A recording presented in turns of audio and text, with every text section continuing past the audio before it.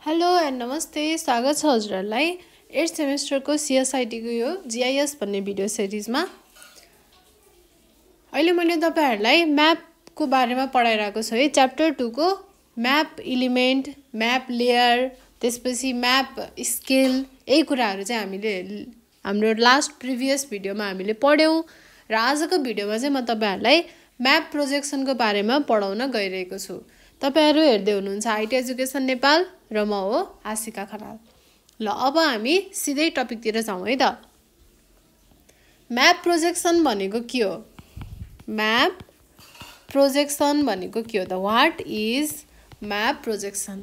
Map projection भनेको के हो भन्दाखेरि तपाईहरुले ग्लोब देख्नु भएको छ है।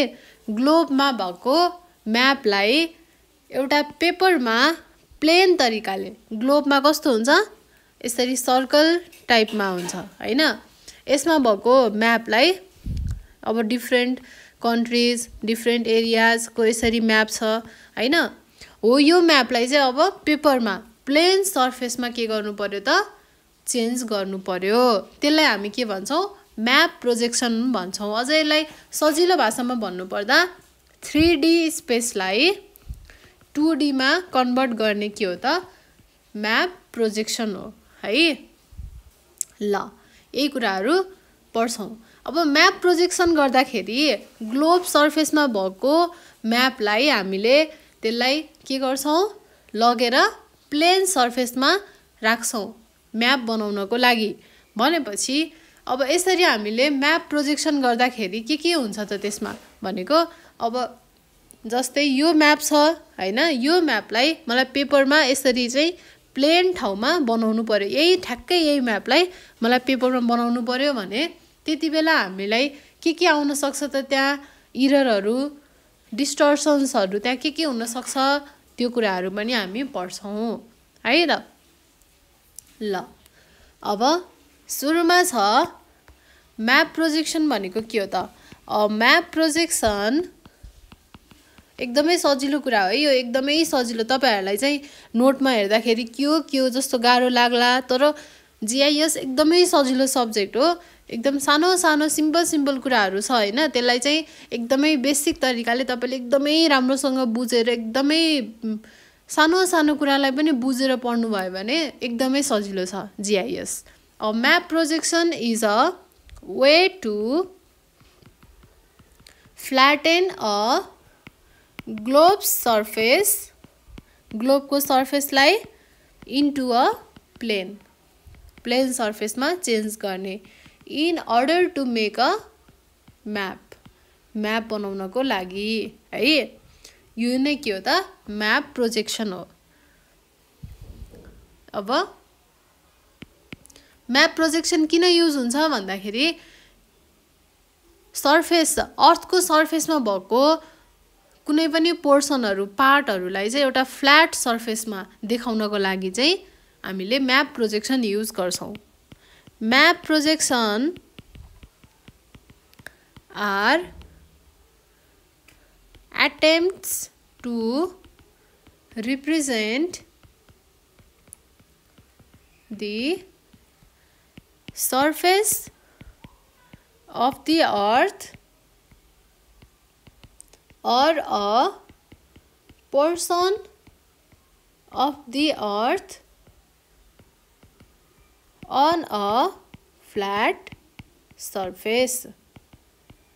ल अब धेरै डिस्टर्सनहरु त आउँछ, भन्न खोजेको एररहरु त आउँछ हैन। त्यसरी अर्थको सर्फेसलाई हामीले पेपरमा फ्ल्याट सर्फेसमा उतार्नु भनेको त केही न केही त त्यहाँ मिस्टेकहरु त हुन्छ, केही न केही त एररहरु त आउँछ हो। त्यस्तो कुराहरु आउँछ, तर हामीले के गर्नुपर्छ? यस्तो खालको प्रोजेक्सन गर्नु पर्यो जसको त हेल्पबाट चाहिँ थोरै एरर आओस् के, थोरै डिस्टर्सन आओस्। जति सक्दो हामीले चाहिँ डिस्टर्सनलाई मिनिमाइज गर्न सक्यौं भने त्यति नै के हुन्छ त? राम्रो म्याप प्रोजेक्सन हुन्छ है। सम डिस्टर्सन्स के हुन सक्छ? Of conformality. तपाईहरुलाई चाहिँ यो एक्जाममा सोध्छ, what are the type of distortion caused by the map projection भनेर पनि सोध्छ अथवा what are the type of distortion मात्रै भनेर पनि एक्जाममा सोध्छ त्यति बेला यही कुराहरू लेख्ने हो अहिले म अब जे चीज लेख्न गइरहेको छु यही कुराहरू लेख्ने हो what are the type of distortion भनेर सोध्यो भने एउटा हुन्छ कन्फर्मालिटी यो के हो अहिले म भन्छु त्यसपछि distance direction scale and area यिनीहरू चाहिँ के हो त सम टाइप्स अफ डिस्टर्सन हो always results from this process यो म्याप प्रोजेक्सनबाट हुन सक्ने डिस्टर्सनहरू चाहिँ यिनै हुन् है त some projections minimize distortion कुनै कुनै प्रोजेक्सनले चाहिँ डिस्टर्सनलाई मिनिमाइज गर्छ एउटा हदसम्म हैन in some of these properties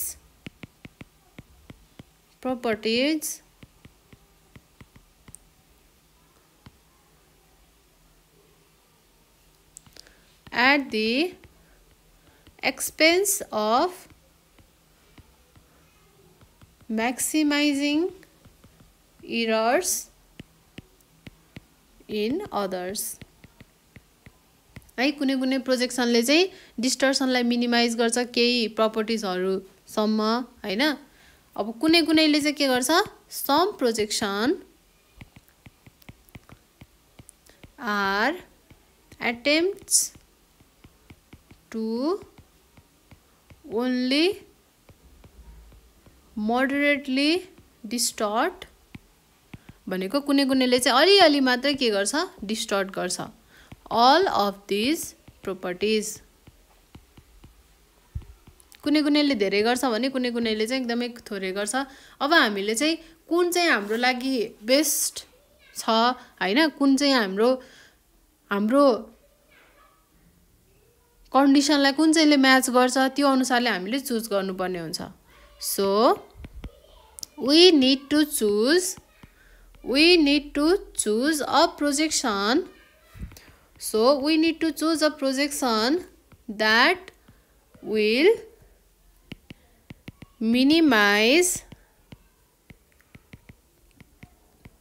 distortion in our area and be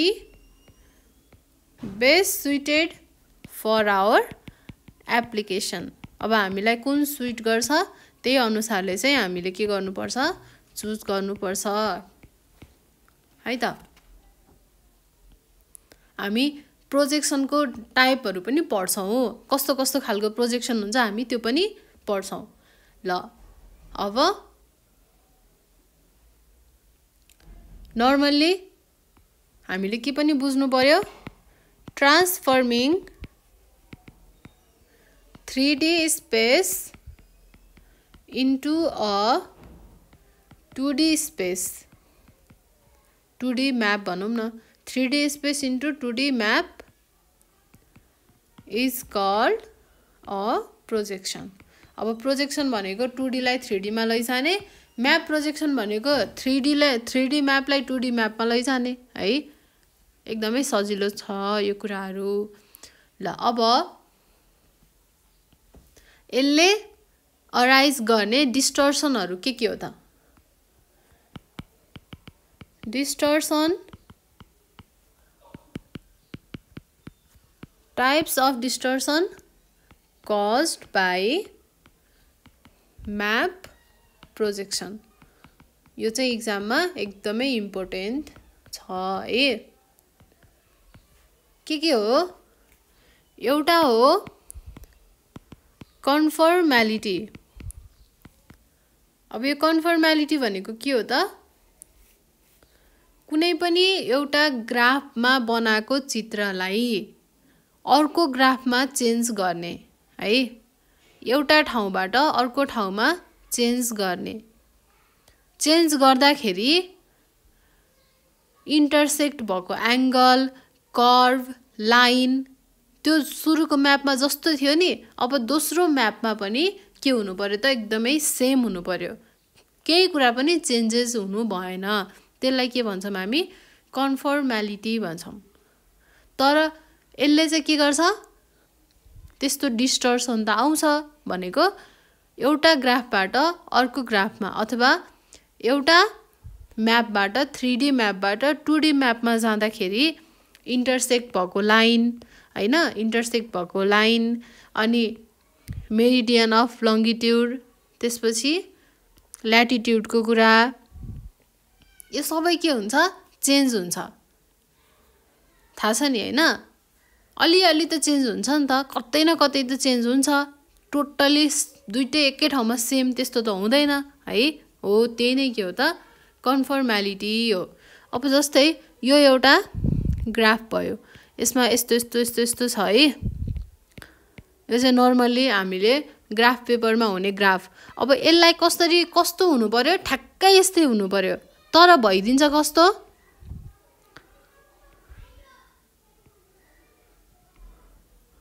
अब यस्तो भइदिन्छ के?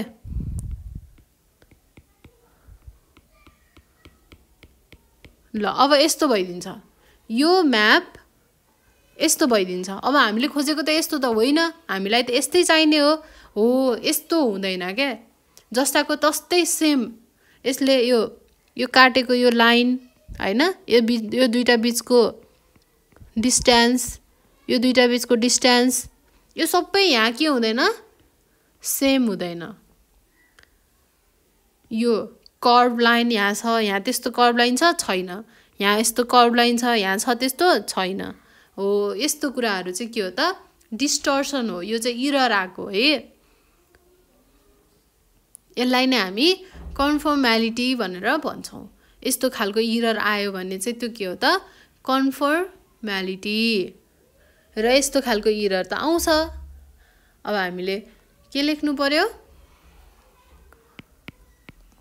When the scale of a map at any point on the map is the same. के हुनु पर्यो त? सेम हुनु पर्यो। इन एनी डिरेक्सन, जताबाट पनि के हुनु पर्यो? सेम हुनु पर्यो। त्यसलाई नै हामीले के भन्छौँ? त्यो प्रोजेक्सनलाई नै हामीले इज कन्फर्मल भनेर भन्छौँ। तर त्यस्तो हुँदैन, त्यही भएर यो एउटा के हो त? इरर हो। मेरिडियन्स भनेको के हो त? लाइन्स अफ लङ्गिट्युड एन्ड प्यारेलल्स भनेको के हो त? Lines of latitude. तपाईहरुले अब बुझ्नुपर्छ, प्यारेलल र मेरिडियन भन्दाखेरि नै यो लङ्गिट्युड र ल्याटिट्युड हो भनेर बुझ्नु पर्यो। लाइन अफ ल्याटिट्युड है, यिनीहरू चाहिँ के हुनु पर्यो त? इन्टरसेक्ट एट राइट एङ्गल भनेको सुरुको पिक्चरमा जहाँ चाहिँ यसले इन्टरसेक्ट गरेको छ ठ्याक्कै त्यही एङ्गलमा, ठ्याक्कै त्यहीँनिर चाहिँ अर्को ग्राफमा पनि, अर्को पिक्चरमा पनि, अर्को म्यापमा पनि इन्टरसेक्ट भएको हुनु पर्यो। मात्रै के हुन्छ? अब कन्फर्मल हुन्छ, विदाउट एनी चेन्जेस। केही पनि चेन्ज नभइकन भयो भने मात्रै के भयो त? कन्फर्मल भयो। तर त्यस्तो हुँदैन भनेपछि यो एउटा के भयो त? यस्तो इरर आयो। यो चाहिँ फर्स्ट भयो। अब सेकेन्ड नम्बरमा के छ? यो त कन्फर्मालिटी भयो। अब सेकेन्ड नम्बरमा डिस्टेन्स। अब एउटा म्यापमा डिस्टेन्स थोरै होला, ठ्याक्कै त्यही डिस्टेन्स अब हामीले पेपरमा बनाउँदाखेरि ठ्याक्कै त्यही डिस्टेन्स त हुँदैन हैन। ग्लोबमा एउटा डिस्टेन्स छ, ठ्याक्कै त्यही डिस्टेन्स अब फ्ल्याट सर्फेसमा हामीले पेपरमा प्लेन सर्फेसमा बनाउँदाखेरि ठ्याक्कै त्यही डिस्टेन्स हुँदैन। हो, त्यो चाहिँ के हो त? अब डिस्टेन्सको इरर भयो है। अब यति डिस्टेन्स छ एउटा म्यापमा भने अब अर्कोमा गएर यति बन्दिन सक्छ। यो चाहिँ के हो त? डिस्टेन्सको कुरा हो है। अब यसलाई हामीले के भन्नु पर्यो? A map is equidistant when it portrays distance from the center of the projection to any other place on the map भनेको म्याप चाहिँ इक्वल डिस्टेन्सको हुन्छ कति बेला भन्दा जति बेला चाहिँ यसले सेन्टर अफ द प्रोजेक्सन भनेको प्रोजेक्सनको सेन्टरबाट भएको त्यो डिस्टेन्सलाई चाहिँ के गर्छ अर्को प्लेसमा लगेर म्यापमा राख्छ सेन्टरदेखि त्यस्तो भयो भने मात्र के हुन्छ त डिस्टेन्स म्यापमा इक्विडिस्टेन्स हुन्छ अदरवाइज हुँदैन र के हुन्छ यसरी हामीले ग्लोब सर्फेसलाई प्लेन सर्फेसमा लगेर चेन्ज गर्दाखेरि यो इरर पनि आउँछ डिस्टेन्सको इरर पनि आउँछ अभियसली हो यही कुरालाई हामीले लेख्नु पर्यो यो चाहिँ सेकेन्ड कुरा भयो अब थर्ड इरर के हुन सक्छ डिरेक्सनको कुरा हुन सक्छ है अथवा एंगल भन्दा पनि हुन्छ डिरेक्सन अथवा एंगलको कुरा आउँछ है अब यो चाहिँ के हो त डिरेक्सन अथवा एंगल भनेको सपोज ग्लोब सर्फेसमा यस्तो खालको छ भने हैन यो 90 डिग्रीमा छ भने चाहिँ अब यसलाई चेन्ज गर्दाखेरि यसरी 45 डिग्री हैन 30 डिग्री 20 डिग्री जतिमा पनि यसरी चाहिँ चेन्ज हुन सक्ने भयो डिरेक्सन अथवा एंगल यो पनि एउटा इरर हो र यस्तो हुन्छ यस्तो इररहरु आउँछ भनेको हो के यस्तो डिस्टर्सनहरु आउँछ भनेको ल a map preserves direction when angle from a point on a line to another point are represented correctly in all directions बुझ्नु भयो है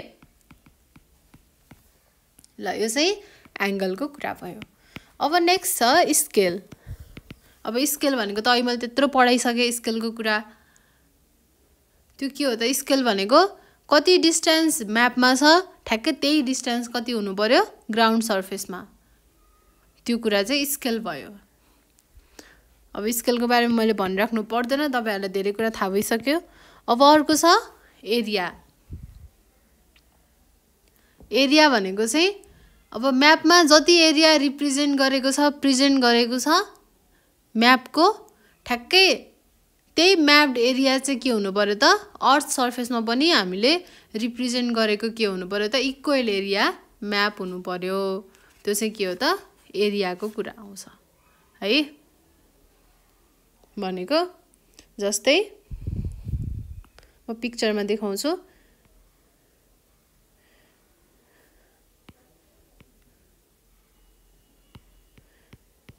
सपोज यति एरियाको छ भने अब के हुने भयो ठ्याक्कै यति एरियाको के अब यसले यति एरिया कभर गर्यो ल यो चाहिँ एरिया भयो है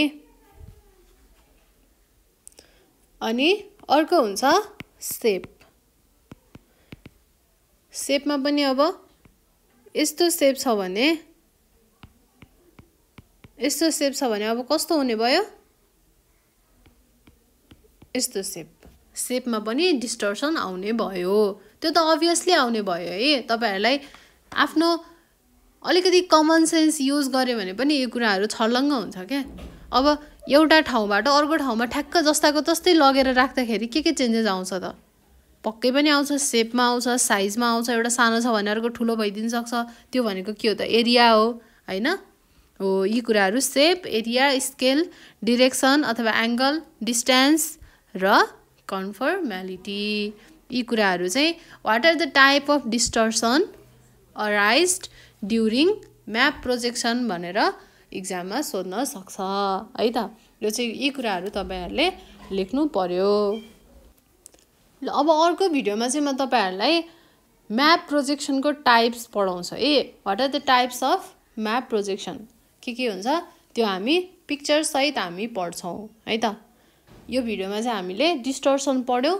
सुरुमा चाहिँ म्याप प्रोजेक्सन भनेको के हो पढ्यौँ। त्यसको बारेमा थोरै जानिसकेपछि हामीले म्याप प्रोजेक्सन हुँदाखेरि के खालको इररहरू के खालको डिस्टर्सनहरू आउन सक्छ भनेर त्यसको पनि बारेमा हामीले पढ्यौँ है त। ल आजको लागि म यति नै गर्छु।